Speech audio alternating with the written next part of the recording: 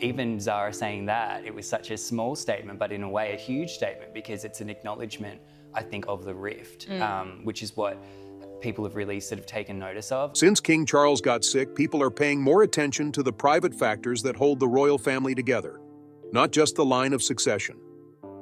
Zara Tindall, the king's oldest niece and long thought to be one of the most grounded people in the Windsor group, is one of the names that keeps coming up during this time of change.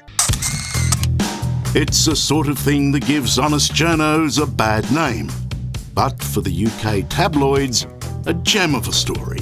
Not only a fashion faux pas, but royal skin and a red bra strap had been exposed. Why is she now being linked to the alleged last wish of the monarch?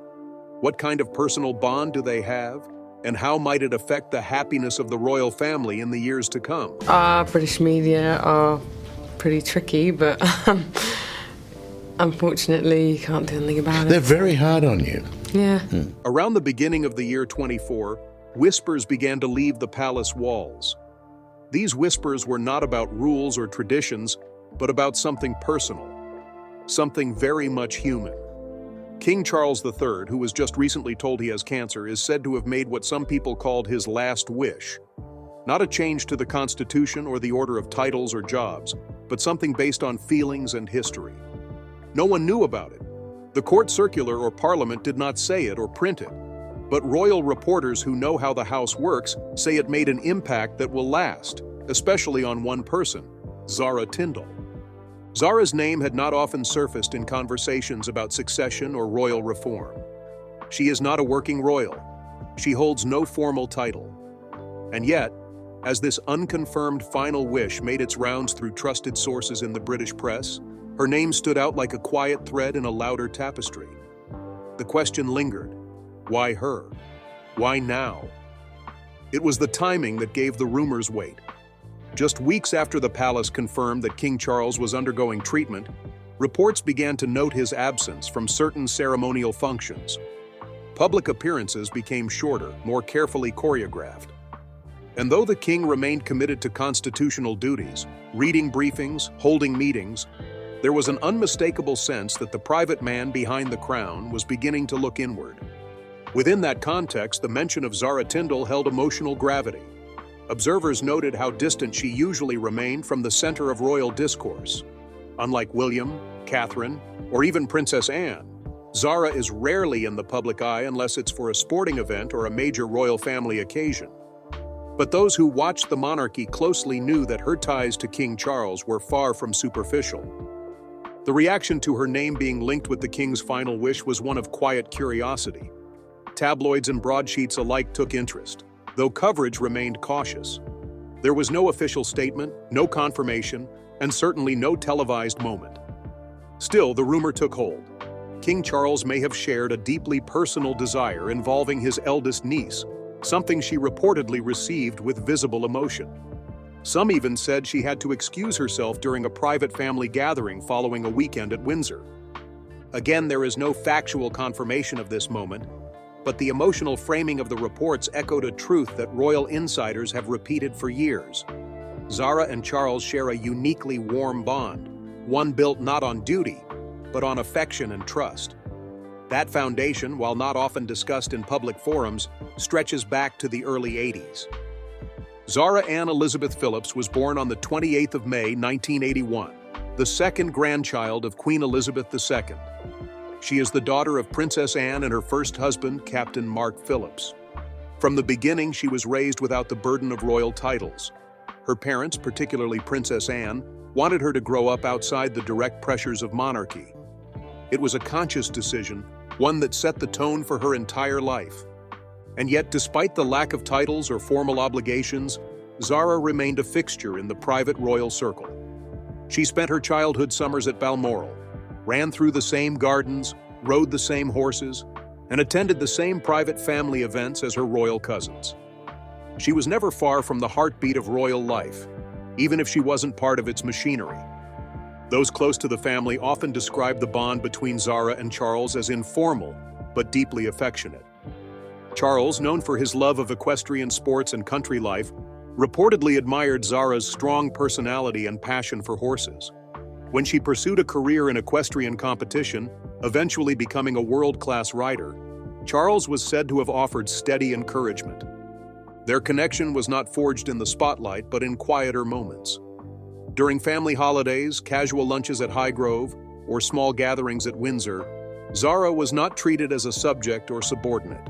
She was a niece, a person with her own mind, her own achievements, and a sense of humor that insiders say Charles particularly appreciated.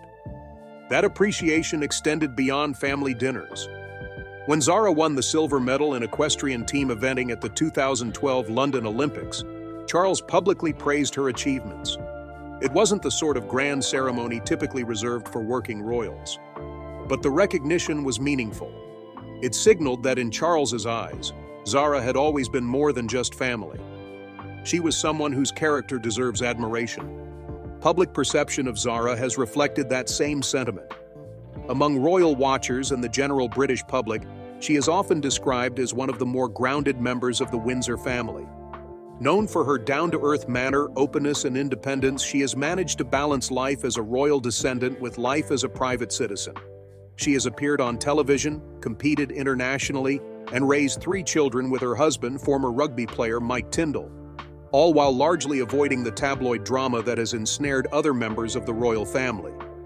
In many ways, Zara's life has become a quiet example of what it means to live in proximity to monarchy without being defined by it. Her authenticity, combined with her strong work ethic and lack of pretension, has earned her broad public respect. That respect may be why her name carried such weight when it emerged in relation to Charles's final wish. Commentators speculated cautiously that Zara might be part of the king's desire to keep family values close, even as the institution evolves. Some reports suggested that his wish may have involved Zara taking on a symbolic role in supporting the younger generation, perhaps helping to guide the upbringing of Prince George, Princess Charlotte, and Prince Louis in matters beyond the royal script. Others simply believed the wish reflected Charles's appreciation for Zara's steadiness and a desire to express it meaningfully while he still could. What gave these reports credibility, despite their unofficial nature, was how they aligned with what the public already understood about Charles and Zara. This wasn't a story of royal protocol or political maneuvering. It was a story about legacy, affection, and time. And time, more than ever, has become a precious currency within the royal family. With King Charles undergoing cancer treatment and limiting his public duties, there is an unspoken urgency surrounding many of his private actions. The final wish, if true, is not a declaration of abdication or a dramatic shift in constitutional order. Instead, it appears to be a personal request, an attempt to make peace with the people who have mattered most in his life. The story of Zara Tindall is not one of glamour or royal scandal.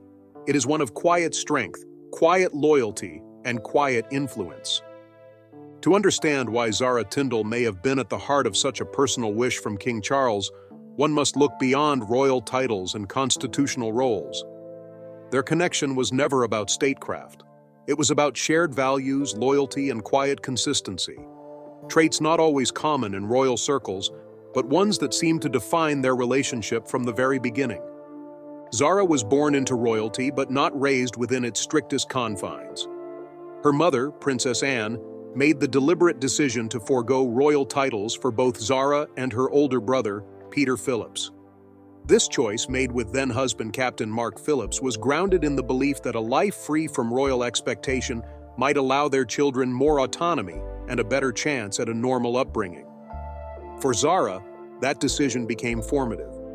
She grew up not behind palace gates, but in the countryside, immersed in horses, muddy boots, and early morning training sessions. Yet, despite the lack of titles or official duties, Zara was always present. Christmas at Sandringham, summers at Balmoral, family photos at Highgrove. These were not ceremonial events, but intimate traditions. Within those quiet, often unseen moments, her bond with her uncle, the future king, grew naturally. People close to the family have often noted that Charles admired Zara's self-discipline, especially in her pursuit of equestrian excellence. Long before her Olympic medal, she had already made a name for herself in international eventing. She didn't trade on her royal connections. She earned her standing through hard work, skill, and a resilience that mirrored that of her mother.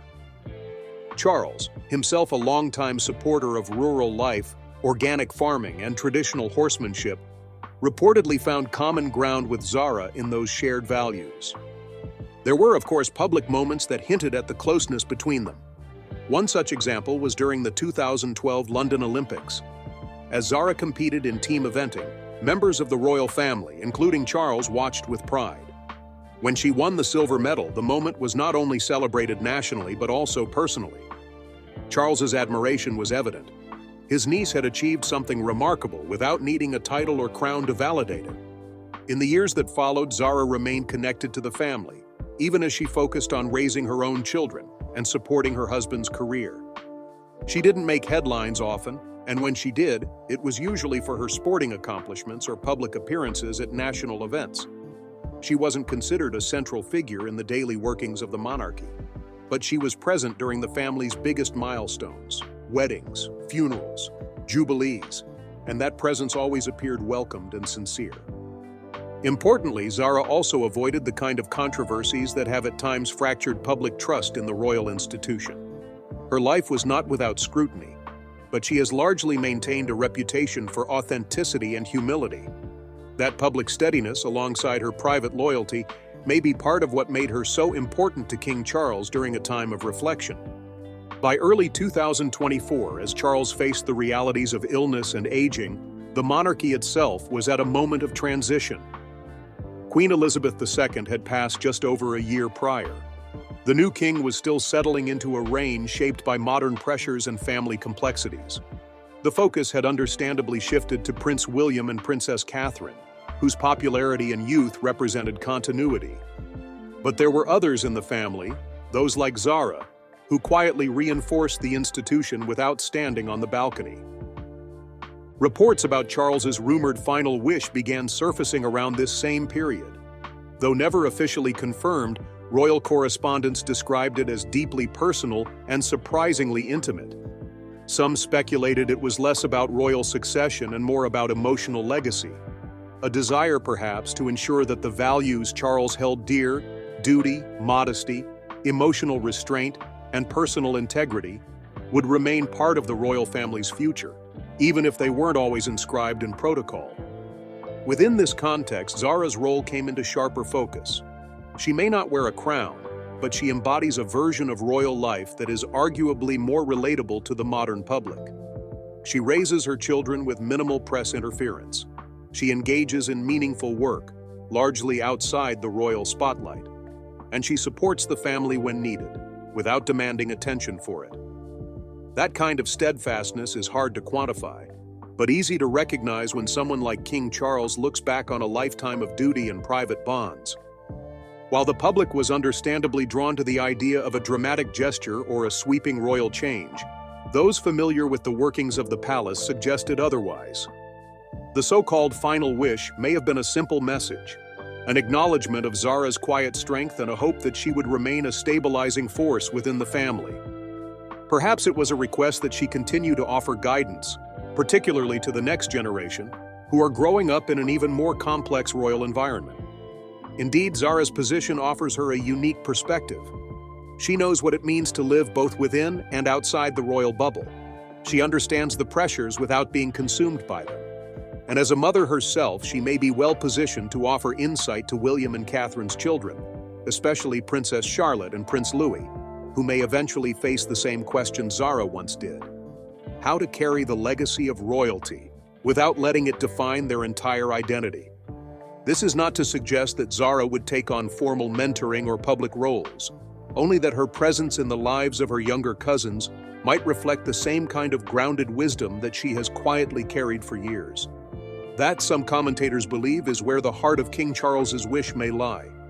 Not in duty passed down, but in trust passed quietly between generations. There is also a broader narrative at play here. Charles has long spoken of his intention to modernize the monarchy, to streamline its structure and clarify its roles. But modernization, in his view, does not mean abandoning tradition. It means focusing on purpose over pageantry. In that vision, individuals like Zara, who serve not through office, but through conduct, become quietly essential. The idea that Charles may have expressed a final wish to Zara, even informally, fits into this pattern. A private gesture, guided not by constitutional necessity, but by emotional clarity. It does not require public confirmation to hold meaning within the family. It requires only that those involved understand what it represents. A quiet reaffirmation of values, shared in a moment when time feels more fragile than ever. By the time King Charles's health condition became public in early 2024, it was clear that the monarchy stood on the edge of a generational shift. The mood across the United Kingdom was a mix of concern and contemplation. This was not simply about the well-being of a monarch, it was about the legacy he would leave behind, and how that legacy might quietly be shaped by those who were never meant to lead, but who had long stood at the family's core. Throughout his life, Charles has made it known that he envisions a streamlined monarchy. The concept was first floated decades ago, when he was still the Prince of Wales, and it gained sharper definition after he became king in September 2022. The idea was not radical, but it was deliberate. Fewer working royals, a smaller budget, and a more focused sense of purpose. This structure, centered around Charles, Camilla, William, Catherine, and their children, was meant to modernize the monarchy's image and make it more relatable to a public often skeptical of hereditary privilege. In this more focused royal framework, figures like Zara Tindall exist in a kind of parallel space. She is not part of the institution's daily operations, nor does she carry out official duties on behalf of the crown. Yet her presence at state funerals, family jubilees, and moments of national significance has remained consistent. She represents a quieter form of service, one not defined by ceremonial roles but by continuity, discretion, and family loyalty. Over the past year, this distinction has become increasingly relevant. As King Charles stepped back from many of his engagements due to cancer treatment, the spotlight naturally turned to Prince William. Already well established as the next in line, William began to assume more visible responsibilities. He attended state functions, chaired private meetings, and took a more active hand in the behind-the-scenes management of royal business. By mid-2024, many observers were describing him as the acting center of the royal orbit, even though his father remained on the throne. This transition, while informal, carried symbolic weight. It marked the passing of responsibility, even if not yet of title. But with this came new questions. Who would help support William in this role? Who would stand with him outside the framework of official engagements to offer the kind of perspective that only comes from having lived in the royal sphere without being confined by it? This is where Zara's position takes on greater meaning. She has known William all her life. They are cousins not only by blood, but by experience. Both grew up under the weight of public interest, but their paths diverged. William as heir was always destined for scrutiny. Zara, by contrast, moved through those same family spaces with a degree of freedom that came from being just far enough removed from the crown. She saw the institution from within but was never tasked with embodying it. That gives her a vantage point very few others share. And as William increasingly becomes the public face of the monarchy, such voices matter. While Catherine continues to recover from her own health challenges, and while other senior royals age out of active duty, there is a quiet vacuum forming. One not of power, but of guidance. The monarchy, now more than ever, is a family trying to stay relevant in a rapidly changing world. It requires both those who wear the regalia and those who understand it from a distance. The rumored final wish from Charles centered on Zara may reflect this reality. According to reports from multiple royal correspondents, the wish was less about duties and more about relationships. A request that she remain close, visible not to the public necessarily, but to the family. Someone the younger royals could look to, not for protocol, but for perspective. If true, it would be a private gesture with long-term implications. There is precedent for this kind of informal influence. In previous generations, figures who were not on the royal payroll still played significant emotional roles. Princess Margaret, despite her own complex history, was a constant in Queen Elizabeth's life. Prince Philip, though highly active publicly, was also a behind-the-scenes force whose influence was often felt more than seen. In a similar way, Zara's proximity to the crown, combined with her detachment from its machinery, may be exactly what makes her important now. Her children, too, represent part of this dynamic. They are growing up in a version of the royal family that is more integrated into civilian life than ever before. They attend local schools. They do not hold titles. They are being raised with an understanding of heritage, but without the expectation of ceremony. And as Zara continues to model that balance, she becomes not just an example to her own family, but to others within the royal fold navigating similar terrain. During Queen Elizabeth's reign, stability was defined by constancy.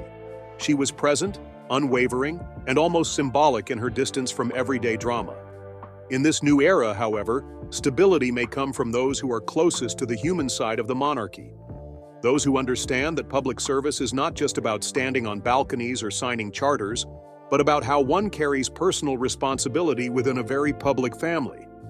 That is where Zara's significance lies, not in statements or speeches, but in how she has chosen to live, in how she shows up for her family, not because she must, but because she chooses to. In the modern royal story, that kind of quiet dependability may be more valuable than ever. Royal commentators have taken note of this subtle shift. In panel discussions, interviews, and long-form profiles, Zara's name is increasingly mentioned, not as a candidate for official duty, but as a person whose values align with what the monarchy needs to retain its emotional relevance. Some have even suggested that her presence at key events over the past 2 years, particularly during moments of crisis, has had a calming effect on the wider royal family. It is not unusual, after all, for monarchs to express their wishes in deeply personal ways. Queen Elizabeth's own final years were marked by subtle gestures, private messages to family members, invitations that carried symbolic meaning, acknowledgments that shaped how the family would move forward without her. Charles, who has spent a lifetime balancing tradition with reform, likely understands the value of such gestures. By the time whispers of King Charles's final wish reached the public, the narrative had already shifted from mere curiosity to something far more personal.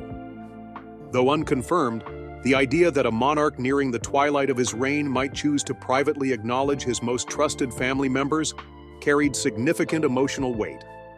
Zara Tindall's name, repeatedly associated with that sentiment, became more than a side note. It became a symbol of what Charles valued, not just in royalty, but in character. Throughout the royal family's long history, final wishes have often come cloaked in formality, sealed letters, codified statements, or carefully worded announcements. But for a man like Charles, whose reign began after 7 decades of waiting, and who has spent much of his life walking the line between tradition and reform, a personal expression, quiet, heartfelt, and directed to someone outside the formal structure, would not be out of place. The press coverage, while careful not to overstate the facts, hinted at a deeply human gesture. According to royal correspondents familiar with the inner workings of the palace, the wish may not have been institutional at all. It may have been something as personal as a request that Zara remain close to the heart of the family, to continue being a voice of calm in moments of uncertainty, to maintain the values that Charles holds dear: integrity, consistency, and a sense of duty not driven by obligation but by care. There was no ceremony, no photograph, no official language. But in the days following the earliest reports, Zara was observed attending a series of private family events with noticeable frequency. Royal analysts noted her presence not for its publicity but for its continuity. She was there, quietly doing what she had always done, standing with her family without fanfare. It's this subtle presence that some believe lies at the core of Charles's message. In those same weeks, public attention returned to the idea of legacy. The monarchy was adjusting to a period of strain. 2 senior figures, Charles and Catherine, undergoing cancer treatment, a smaller royal team stepping in to support public duties, and increasing debate around the institution's long-term relevance. But where official statements offered clarity about duty, it was the human moments, who appeared, who stood beside whom, who didn't, that shaped public understanding of what was happening behind the scenes. Zara's role in this context remained consistent. She did not speak to the press. She gave no interviews. But her quiet visibility at key gatherings offered a kind of reassurance. In a family that has often struggled to appear united under public scrutiny, Zara's presence felt genuine, unforced, and grounded in personal loyalty rather than expectation. One moment in particular stood out to observers.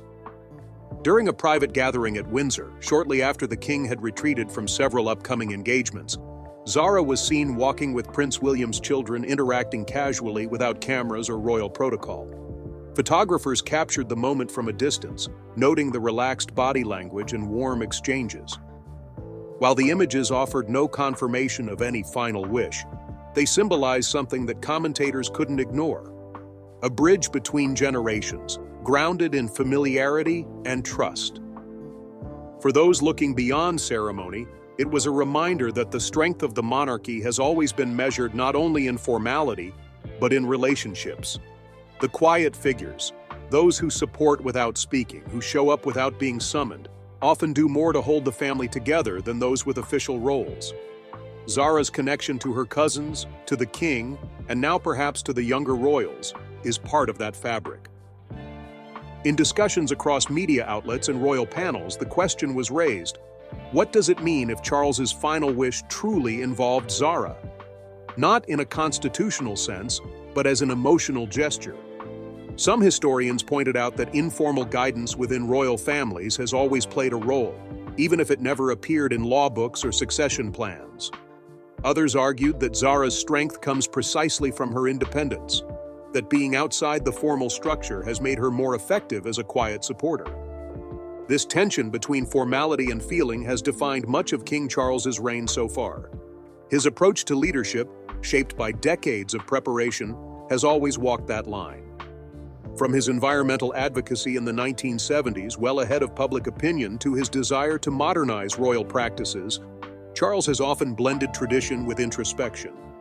A final wish directed to someone like Zara, grounded not in strategy, but in sentiment, fits within that pattern. It's worth noting, too, that Zara's connection to the public has always been marked by relatability. She speaks plainly, she appears at events with little spectacle, and she engages with people on terms that feel unguarded. She does not perform royalty, she lives beside it. That approach has earned her broad respect across both royal supporters and more skeptical audiences. In an age where the institution is being reassessed by each generation, such figures may become increasingly important. Not as headline makers or title holders, but as quiet examples of how to carry legacy with balance. If Charles's wish was, in essence, a message to trust Zara with the emotional continuity of the family, it reflects a deeper understanding of what sustains a monarchy, not just visibility, but authenticity. As the royal family continues to navigate this moment of transition, the presence of someone like Zara becomes not just comforting, but necessary. In a household that spans multiple generations, cultures, and expectations, she represents a thread of stability, a reminder that not every role needs a spotlight to be significant. And as for the wish itself, whether it is ever formally acknowledged, documented, or discussed, it has already served a purpose. It has directed attention to someone who has long earned her place, not through ceremony, but through consistency. It has elevated the value of quiet loyalty, and it has reminded both the public and the institution that legacy is not always carried by those who lead from the front. For King Charles, who has spent a lifetime balancing his duty to the crown with his instincts as a father, son, and uncle, such a gesture makes perfect sense. In Zara, he may see the best parts of what a modern royal family can be: principled, resilient, and deeply human. With that, we have reached the end of today's video. If you have come this far with us, be sure to check out other videos on the channel.